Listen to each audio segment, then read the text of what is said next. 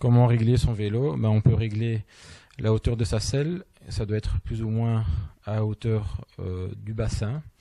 Un petit test facile, c'est mettre, quand on est debout à côté de la selle, c'est se mettre debout et mettre sa cuisse à l'horizontale. La selle doit arriver au niveau de la cuisse. Ici, vous avez vu, on desserre d'abord, puis on tire sur le bouton.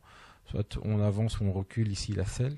Le mieux, un petit test, c'est s'asseoir sur le vélo, pédalier à l'horizontale, et le genou avant doit être à l'aplomb de l'axe de la pédale. C'est comme ça qu'on sait régler la profondeur de la selle. Ici, vous avez des pédales ici SPD, clips, et vous avez aussi au-dessus les pédales normales.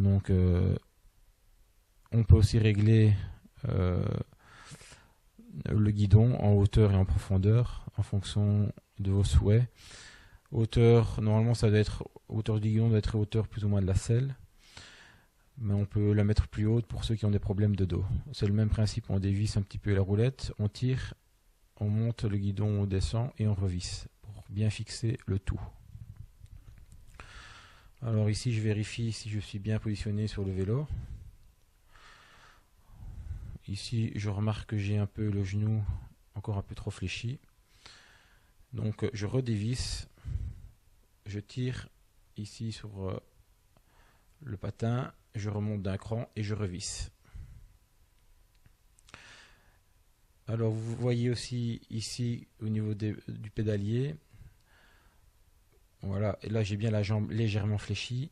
Ici au niveau du pédalier, quand je mets mes pieds dans les fixations des pédales, on peut desserrer les fixations avec la petite languette ici grise, et on peut serrer ici avec la languette noire.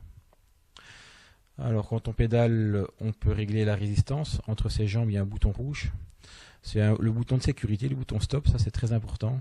Si on a un problème, on peut appuyer dessus et on arrête le pédalier puisque c'est un pignon fixe. Ici, je tourne la roulette vers la droite, c'est pour augmenter la résistance, et vers la gauche, ici, c'est pour diminuer la résistance. Donc ça, c'est pour avoir plus facile au niveau des jambes. Il y a différentes positions des mains. Il y a position 1, 2 et 3. 1, c'est main serrée, 2, c'est position main écartée, et 3, c'est position au-dessus des cornes. Voilà.